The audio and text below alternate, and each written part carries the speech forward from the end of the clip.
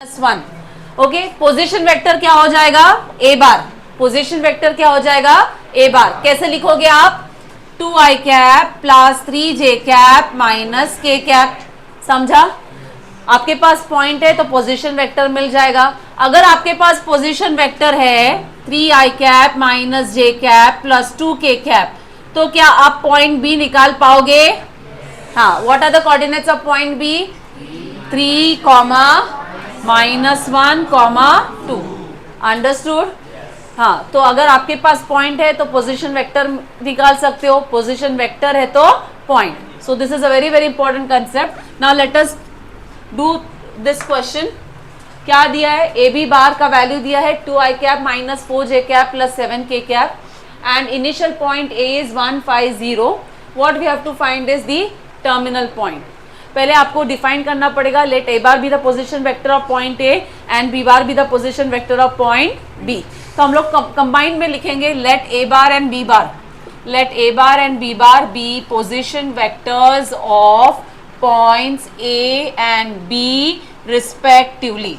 Okay, now immediately आपको एक coordinate दिया है तो ए बार निकाल सकते हो। Given a is equal to 1, 5, 0। Therefore, A bar क्या निकलेगा? मालूम है ना? हाँ, क्या लिखोगे बोलो? i cap plus 5j cap plus 0k cap. Okay, और क्या दिया है? ए बी बार दिया है। So let's start with that. Also given A B bar equal to 2i cap minus 4j cap plus 7k cap. But you know the formula for AB bar. What is AB bar? It is B bar minus A bar, isn't it? AB bar value is position vector of point B minus position vector of point A. Terminal point minus initial point. Okay, so this is equal to 2i cap minus 4j cap plus 7k cap. Now out of these two values, which value you know? A bar. B bar we have to find the terminal point. ठीक है, तो B bar, A bar we know, so let us shift A bar on right hand side and then we substitute the value. So B bar is equal to 2i cap minus 4j cap plus 7k cap plus A bar. Now let us substitute the value of A bar as this, which is given, right? Therefore B bar is equal to 2i cap minus 4j cap plus 7k cap plus value of A bar is I cap plus 5j cap, 0k cap is 0, will not write. Okay, now you know what to do, add monkeys to monkeys and donkeys to donkeys. So B bar is equal to I cap, which is any other term of I cap? Yes. So 2i cap plus I cap will give you 3i cap. Very good. Now J cap term, 4 minus 4j cap और term है 5j. Minus 4 plus 5 will give you plus 1 j cap, that is just j cap. K cap का term only 1, so write plus 7 k cap. So we got B bar. We want to find terminal point B. अगर B bar मालूम है, can we not find coordinates of point B? Therefore B coordinates क्या हो जाएगा? 3, 1, 7. Understood? Okay. Now let's move on to the next question. Everyone understood this now? Basic question it is. Now the next question. Find a vector in the direction of A bar that has magnitude 7 units. अभी ये question के लिए ये formula बहुत important है. Vector is nothing but magnitude into unit vector. Now read the question again. Find a vector. How is the vector? It is in the direction of a bar. तो ये अपना line है, ये line पे ए बार है और जो रिक्वायर्ड वेक्टर, सपोज पी बार बोल देते, और ये जो रिक्वायर्ड वेक्टर पी बार है, ये वेक्टर ए बार के डायरेक्शन में है. ए बार का डायरेक्शन हम लोग ने अपवर्ड दिखाया, तो पी बार भी ऐसा ही है. पी बार भी ऐसा ही है, तो अपने को पी बार निकालने का है. ओके, और क्या दिया है? Find a vector in the direction of a bar that has magnitude 7 units.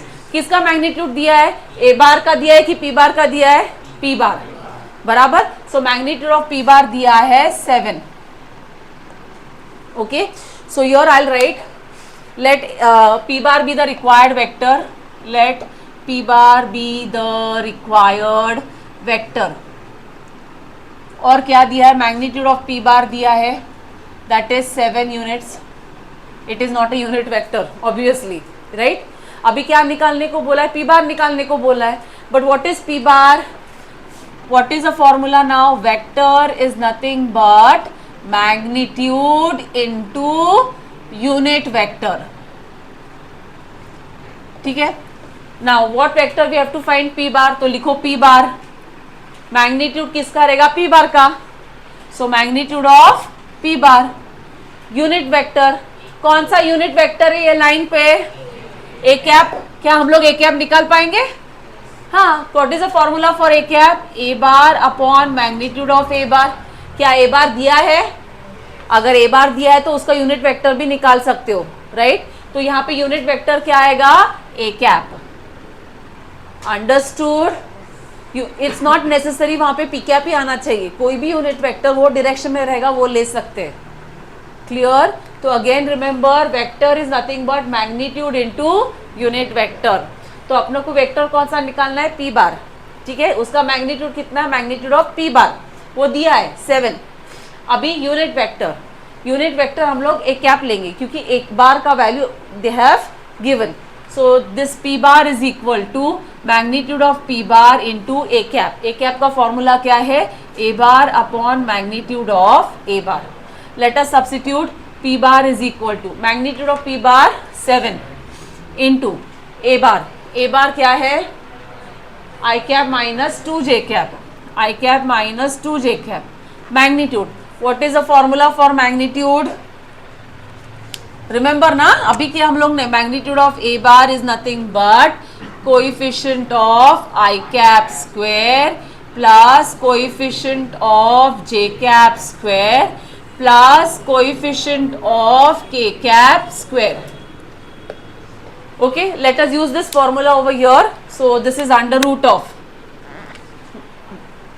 magnitude of a bar, under root of I cap का कोएफिशिएंट, I cap का कोएफिशिएंट कितना है 1, so 1 स्क्वायर, फिर आएगा plus coefficient of j cap square कितना है -2, तो -2 square plus coefficient of k cap square, k cap है नहीं, लिखना है तो लिखो, या तो आपको लिखना है तो 0 आएगा, नहीं है ना तो 0, नहीं लिखना है तो ओमिटेड चलेगा। तो p बार की वैल्यू कितनी हो गई, p into i 7 into i cap minus 2 J cap upon under root of कितना आएगा ये 1 plus 4 that is 5। This is the final answer. Again I repeat, this is a very very important question, okay. ये MCQ में पूछा जाता है 2 mark के लिए। क्या पूछा है, find a vector, find a vector in the direction of the vector a bar. ये लाइन है ना, ये लाइन पे बहुत सारे वेक्टर्स हो सकते हैं, एक ही नहीं कि ए बार है तो ए बार है, ऐसा कुछ नहीं, ए बार बी बार सी बार डी बार सारे वेक्टर्स, एक कोई ऐसे डायरेक्शन में रहेगा, कोई अपोजिट डायरेक्शन में रहेगा। तो उन्होंने क्या बोला है, find a vector in the direction of a bar. तो यहाँ पे सपोज एक वेक्टर ए बार है, इसी डायरेक्शन में दूसरा वेक्टर